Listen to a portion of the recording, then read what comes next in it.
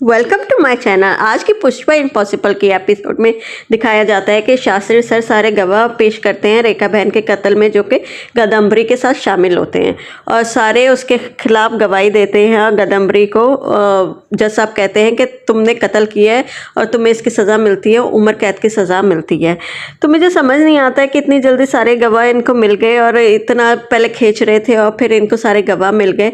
और फिर जब गदम्बरी को पुलिस लेके जा रही होती है तो वो पुष्पा से कहती है कि ज़्यादा खुश ना हो तो कि मैं ज़रूर बाहर वापस आऊँगी और मैं अपनी तितली को लेके जाऊँगी। पुष्पा कहती है मैं सच्चाई के साथ चलूँगी और मैं कभी भी तितली को तुम्हारे हवाले नहीं करूँगी और मैं अपने दोस्त से किया हुआ वादा पूरा करूँगी। तो गदम्बरी चीखती है तितली मेरी है, मेरी थी, मेरी रहेगी और तुम जुगल का नाम ना लो। और फिर सीन ख़त्म हो जाता है और गदम्बरी चली जाती है और फिर शास्त्री साहब पुष्पा के साथ आते हैं। आप टेंशन नहीं लो, अभी तो बहुत लंबा हमने लड़ाई लड़नी है, क्योंकि अभी तितली का हमें पता नहीं चला कि वो डीएनए रिपोर्ट असली थी कि नहीं थी, और अगर वो नकली थी तो हमें उसके वालिदैन को भी तलाश करना होगा।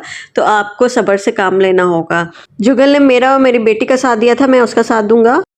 राशि से बात करती है पुष्पा और कहती है कि दीप्ति और अश्विन अलग घर में शिफ्ट होना चाहते हैं अपने बच्चों के साथ। तो वो बिल्कुल बहुत हैरान होती है। वो कहती है कि उन्हें क्या मसला है, वो यहाँ से क्यों शिफ्ट होना चाहते हैं। तो वो कहती है अरे वो दीप्ति का ज़्यादा मसला नहीं है, अश्विन शिफ्ट होना चाहता है। तो वो कहती है क्यों, ऐसा क्यों है, आप इतनी अच्छी और उनका वो बहुत अच्छी तरीके से रहती है। तो उस पर पुष्पा कहती है तुमने भी तो ऋषभ से कहा है कि अलग घर में रहना, वो तो अकलौता बेटा है, अपने माँ बाप का बहुत लाडला भी है। उस पर राशि कहती है कि दीप्ति भाभी और मुझ में बहुत फ़र्क है, क्योंकि दीप्ति भाभी के सामने तुम उनको बेटी बना के लाई हो, लेकिन ऋषभ की माँ जो है मधुमती जी, वो उनमें और मुझ में बहुत टकराव होगा और बहुत ज़्यादा हालात ख़राब होंगे। और मैं चाहती हूँ कि ऋषभ बहुत ज़्यादा पैम्पर्ड है और अलग होने का ये मतलब नहीं है कि मैं उसके माँ बाप का ख्याल नहीं रखूँगा। मैं अपनी ज़िम्मेदारियाँ पूरी करूँगी, उनका ख्याल भी रखूँगी और अलहदा रह के हालात बेहतर रहेंगे। अगर साथ रह के बहुत मुश्किल होगा, क्योंकि मधुमती जी बहुत तेज़ औरत हैं।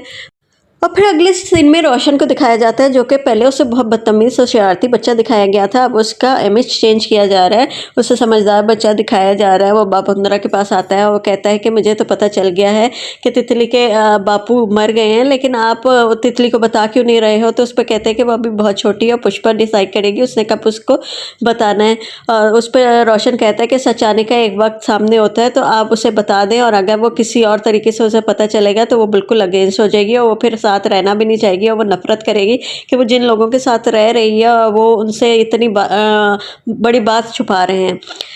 और फिर दिखाया जाता है कि तितली आती है पुष्पा के पास, वो बहुत परेशान होती है, रो रही होती है और कहती है मुझे बापू बहुत याद आ रहे हैं, मुझे बापू से बात करनी है। और माँ मुझे रात को स्टोरी सुनाती थी। तो उस पर पुष्पा कहती है कि बापू बहुत मसरूफ़ है, वो गांव में गया हुआ है, तो हम ज़रूर जाएंगे और बात करेंगे। तो उस पर तितली कहती है आप उनको फ़ोन मिलाओ, मैं उनसे बात करना चाहती हूँ। तो पुष्पा फ़ोन मिलाती है और कहती है कि उसका नंबर नेटवर्क में नहीं आ रहा है, मैं थोड़ी देर के बाद फिर मिलाऊंगी और फिर उसे डांटूंगी भी और मैं बात करूंगी। और फिर दीप्ति और पुष्पा बात कर रहे होते हैं, कहते हैं कि हम उसे इतनी बड़ी खबर कैसे दें, मुझे समझ नहीं आ रहा है उसके नन्हे सी दिल पे और जहन पे क्या असर होगा।